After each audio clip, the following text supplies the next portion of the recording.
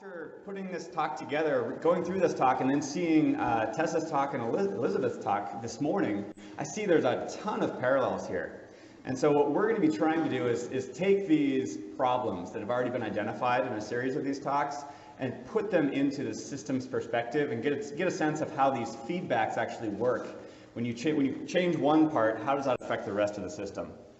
So the first part of the system I'm going to be talking about here is that wildfire cost component. That's something that we're all very familiar with. We see here for about the last 25 years, major increases in expenditures in all national firefighting expenditures. So about 70% of this, the green areas there, that's the U.S. Forest Service. That other color is the Department of Interior, and we already talked about that's National Park Service, the BLM, the BIA, Fish and Wildlife.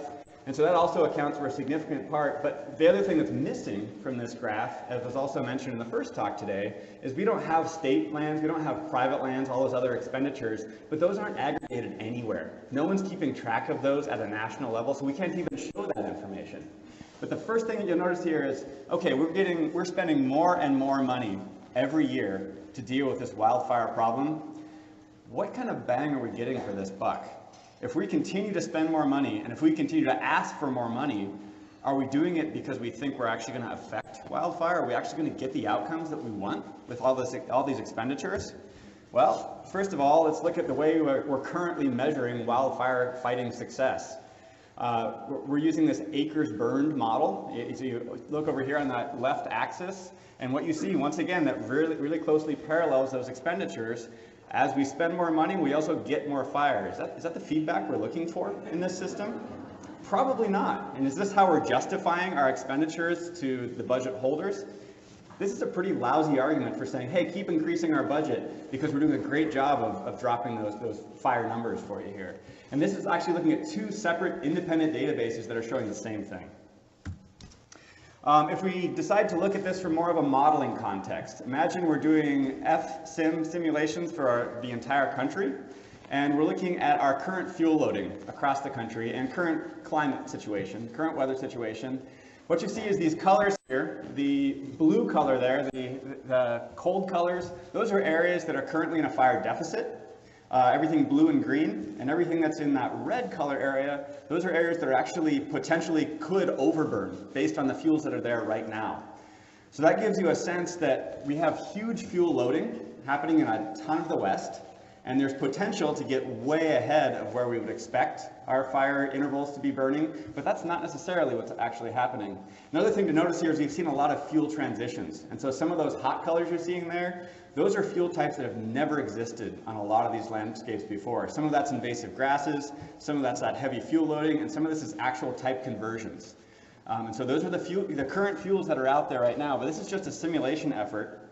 If you take information like this and start to look at the real data, so going back to the MTBS data from 1984 up to 2014, we've got 30 years of data to work with here, and we focus in just, say, on Forest Service lands, just in the western United States. And what we start to see is that fire interval deficit that Tessa talked about really succinctly, specifically in the Southwest, but we're seeing it over the entire West. So that those colors mean the same thing. Blue color means that's an area that's in fire deficit. Red colors means that's an area that's actually surpassed its historical fire return interval. It's actually burning more frequently than we would expect it to. But what we're seeing is, in general, and actually in every single region, when you look at all of the federal lands in there, we are in serious fire deficit in all of the regions in the West. And here in Region 3, we need to be burning area about 6.7 times the rate of the current burning that's happening in order to align fire with the actual ecological system that it's supposed to be supporting. But we have some areas, like in Region 2, we're looking at a 16.6-fold increase in fire would be necessary to actually bring some balance into those systems. And over the entire West, we're at 5.6 times more fire would be required, which is very similar to the numbers that Tessa actually was talking about as well. Okay, so that gives us a sense of how much fire is happening on the landscape, but when we think of going back to that, well, what are we getting bang for our buck? What are some of the other things that we're justifying our funding for? Well, we're saying things like, well, maybe we're saving houses. Maybe we're saving lives. Maybe we're finally meeting our obligation to the public and putting them at less risk. Well, here, it's actually hard to say. There's a lot more variability when you look at actual structural losses over the last 15 years or so. A lot of it comes down to individual fire events or individual fire years where you get these really big losses, like here in 2008. That was California, a lot of houses in the WUI and a big fire is all it takes to get a real big spike in this. But over about the last 20 years, we do see a trend of either increasing structural losses or no change. And that's with that increasing budgetary expenditure. So once again, we're not getting what we tell people we're paying for at all when we look at the system. Okay, wildland firefighter fatalities. Well, at least we are a technologically savvy. We now have remote sensing, we have new safety equipment, we know how to get people to the right places more quickly than ever before. We should be seeing a major drop-off in fatalities, at least over the last century, right?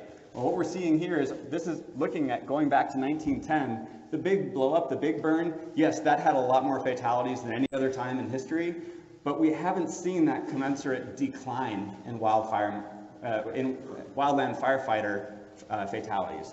In fact, the last 30 years, we've been really pretty flat, even though we've been spending all this money on safety. We've been attempting to plan better, doing a whole series of things. So once again, we're not getting the bang for our buck that we're telling people that we're getting, that we want.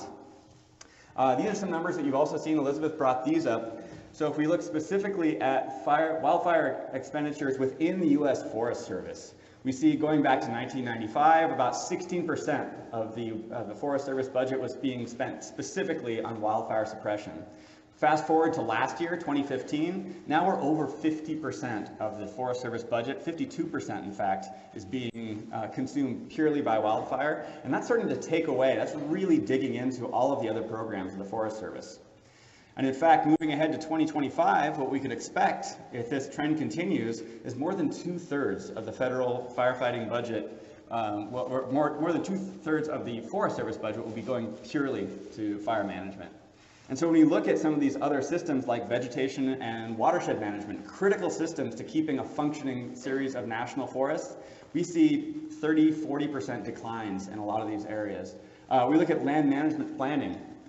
A lot of people are holding up land management planning as the one way we're going to dig ourselves out of this fire management hole. And in fact, what we're seeing here is, once again, we've got a 40–50% decline in funding just for land management planning. So we're pushing this system in the wrong direction. All of the solutions we've identified are things we're not pursuing.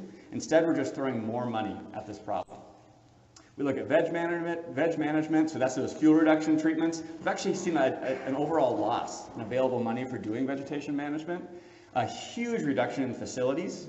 The Forest Service used to cater to the needs of the general public. It doesn't have an opportunity to do that anymore. It can't afford it. All that money is now going to fire management.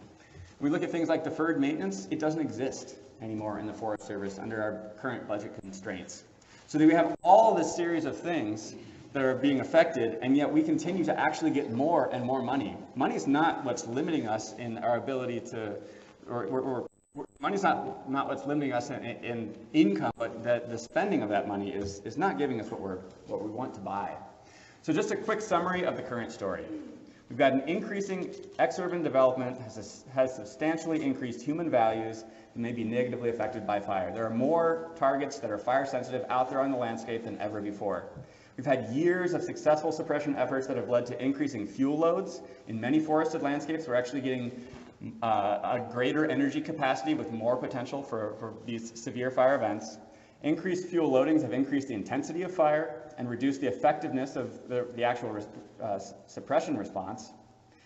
When our suppression response succeeds, usually under moderate fire weather, fire is stored for the future.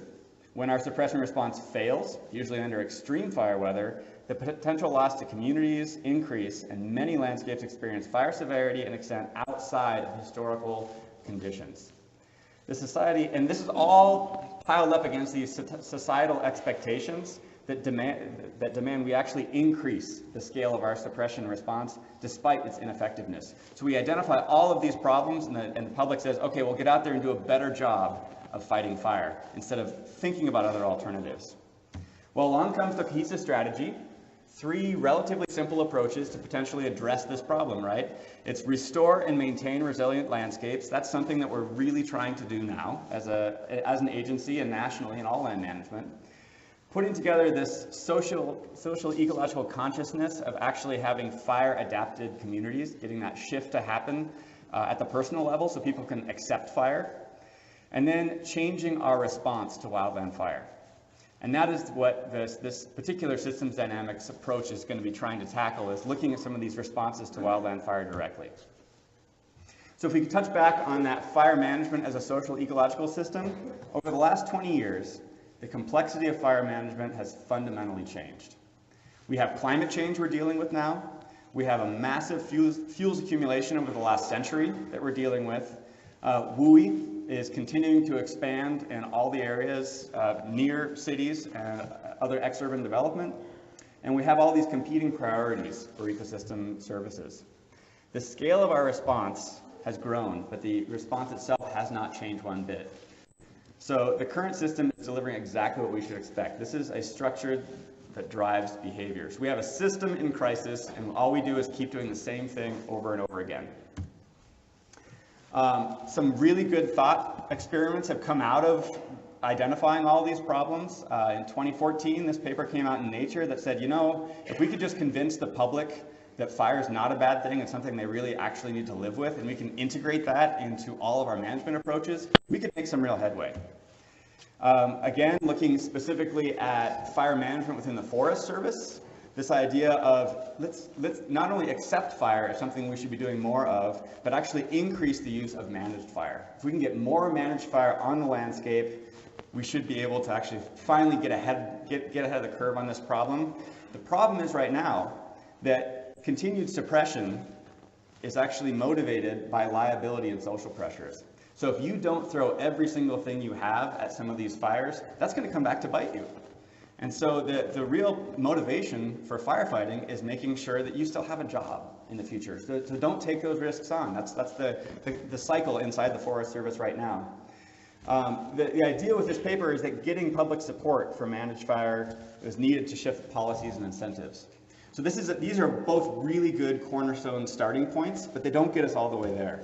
There was actually a response to this paper by Matt Thompson and Dave Calkin and Chris Dunn, and they said, you know, those two papers, especially that science paper, it does a great job of getting us started, but it doesn't go far enough. What we need to do is actually do a deeper analysis of wildland fire management systems, the motivations, and the actual incentives behind why we even manage fire the way we do. There are some serious mismatches between land management and wildfire management.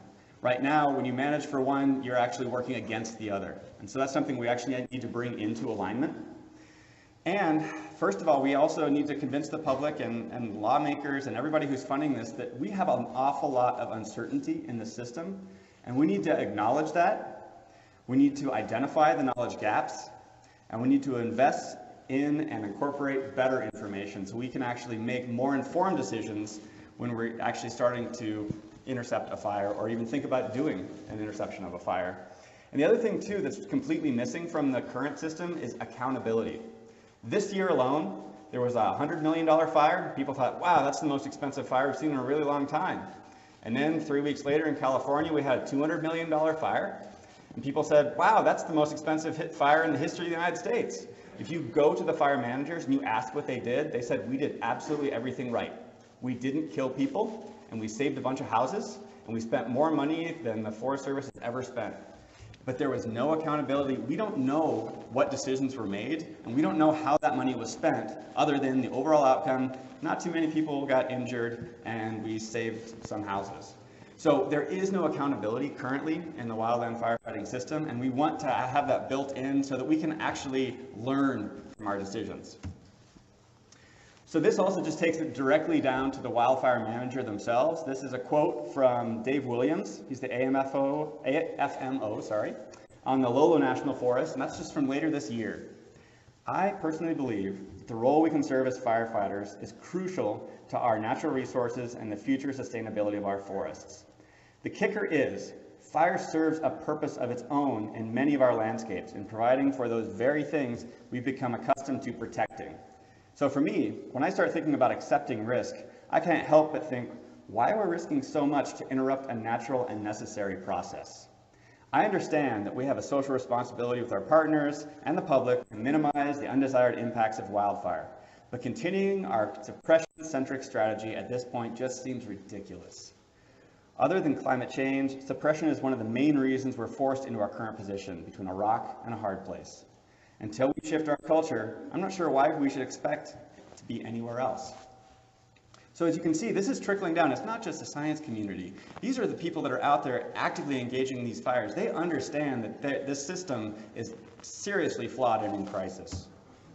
So what I'm going to do is just show some very simple feedback loops just to give you a sense of how some of these things might be linked together. It's a massive oversimplification. We could just have hundreds of little loops running all over the place because that's how it really is. But this is just to kind of get that point across.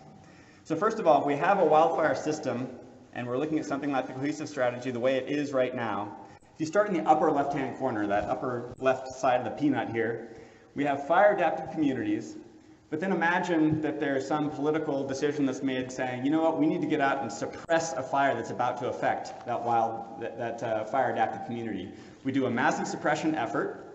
What that does is it actually builds into the loop an increase in expert development in this system. So as you suppress more wildfire, people get more accustomed to the idea that they can build their houses anywhere they want because there will always be fire suppression there to help them.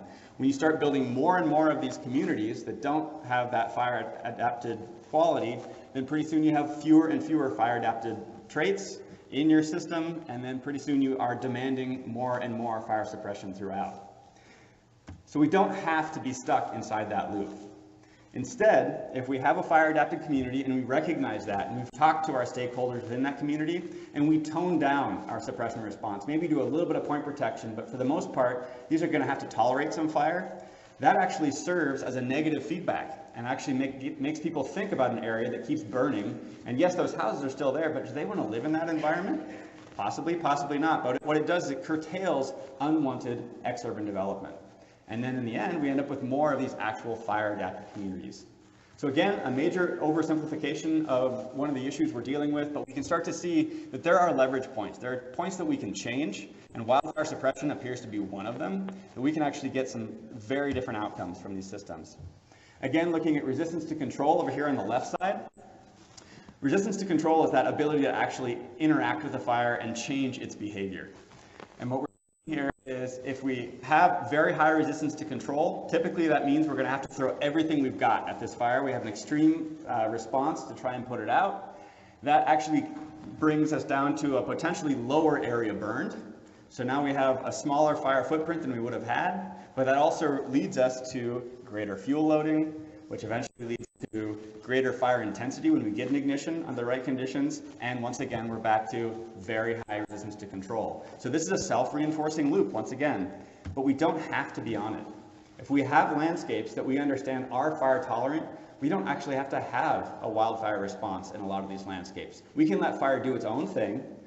We actually end up with increased area burned. We get our own natural fuel treatments happening, resulting in a potential decrease in intensity in the system. And finally, we have a reduced resistance to control. And so this now becomes its own self-reinforcing loop. It's probably a place much more like where we actually want to be. So what is it that actually keeps us from identifying, planning for, and implementing effective suppression response? Well, 4 things that I'm going to talk about in a little more detail are these valuation challenges, the uncertainty around the potential risks of a fire poses and our ability to change those outcomes, limited investment in assessment and planning, and the structure that drives decision-making itself. So if we look specifically at valuation, there's a lot of uncertainty in the blue area on the far left there, uncertainty in fire effects. We don't have the data that we need, the impacts are not well understood over space and time. We don't have a spatial representation of what fire effects are likely to be oftentimes. Non-market valuation. We have a limited utility of benefit transfer due to contextual specificities of existing willingness to pay. So basically, what's the actual physical trade-off? What kind of monetary trade-offs do we have if we're looking at non-market valuation of things like thin, small trees? Suppression expenditures. We have so much variability in decision-maker experience and priorities, and the strategy works at so many levels that we have inconsistencies along those levels. We look specifically at incident response. So when we're actually deciding to engage with a fire spread potential. We have good models now, but they're not perfect. Landscape conditions, weather conditions, and wildfire behavior are constantly moving variables. The suppression resources and tactics themselves. So when you look at the productivity of fire management efforts, whether we're looking at point protection, direct attack, or burnout, these completely vary with landscape conditions, and you have this cocktail of different resources, different crews, and different suppression tactics all being used inconsistently. So we don't know what the outcome is going to be on most of these fires. We're just kind of hoping that we can get a sense of what's going to happen. Suppression resource effectiveness, oftentimes we're actually using resources in a way that isn't effective. When you look at things like aerial tankers, other things along those lines. Suppression resource availability. When you have a whole lot of fires burning at the same time in the Southwest, not everybody has access to those resources, and so now you're doing ad hoc fill-in of resources that probably aren't going to be ideal for the task you're up to. And then lastly, the teams that are assigned. A lot of examples have shown that teams from California, for example, tend to spend 2 to 3 times what a team from New Mexico would spend to accomplish the same goal. We have a whole bunch of variability that happens, and a lot of that is ingrained into the training, for example. Landscape assessment and planning, we have uncertainty in ignitions, the causing, timing, and frequency of these. Landscape conditions, the influence of disturbance, management on vegetation and fuels. Weather conditions are another thing that, how do you long-term plan for changes in weather? You can understand some of this variability in an envelope, but when it comes to an actual incident response, you have to kind of shift to an on-the-fly system. So I'm running out of time, so I'm going to just move ahead here real quick. When we actually look at managing fire management as a problem, we have some objectives, and I have a series of questions that I want you to think about. I'm not going to give you the answers for these, but how do we balance the relative trade-offs among non-commensurate resources given uncertainty in incident response, effectiveness, and future consequences of current decisions? We look at that socio-political context. How do external pressures from communities, the represented officials, and other non-governmental agencies constrain and influence our ability to do management? Decision biases. How does structural biases in how we perceive and respond to risk influence decision making? How does the past taint the way we're going to react in the future? Managerial incentives and accountability. How do current incentive structure align with the social welfare objectives, and how are managers held accountable for the performance on any given incident? And then lastly, looking at performance. How do we measure performance given a range of values and myriad of uncertainties? There's just so much uncertainty out there. So if we attempt to stitch this all together into a single model, start in the upper left-hand corner. If we have low-hanging fruit of, we could do a landscape risk assessment that gives you a sense of how a landscape is likely to respond to fire. We should use that to inform our land and resource management plan on the forest. Once we have a sense of the fire tolerance or even the fire appetite for a lot of our landscapes, we can actually put together spatial fire plans that take those into account and understand where we should have fire and we might not want fire on a landscape. And that will directly tie into our fuels planning in the upper center there. Once we actually start modifying our fuels, we can change the fuels on the landscape, and we can use that to inform our actual response. So when we have a fire that happens in the ground, we now understand what our underlying principles are. We've had a chance to modify the fuels or not, and we can now actually use our complete understanding of the landscape to drive the response to coming into a fire. That changes the strategy when we go in. That changes some of the tactics that will be used by people on, and ideally that gives us a better outcome. Now, if we don't get a better outcome from all of this planning, that ties all the way back up into our landscape risk assessment. We probably need to get a better understanding of how our system actually works. We need to adjust those numbers and then follow through the process again. So I'm just going to end with this last slide here, which is kind of going back to that systems dynamics approach. What are the best leverage points that we could actually make a change in this system? People know intuitively where leverage points are. Everyone is trying very hard to push it in the wrong direction. So Jay Forrester is an eminent systems dynamicist from MIT, and he has basically pointed to most of the time people think they know what needs to be changed. We need to have less fire in this landscape, right? So we'll keep paying for that. Well, clearly that's not what's getting us where we need to be. And so one of the things we want to look at is look at examples that actually might help us get where we want to be. So looking at the Southeast region, for example, they've achieved some kind of balance through prescribed burning. Is that a model that we could actually apply to the West? If we look at the Southwest model here, we've seen a lot more wildfire use.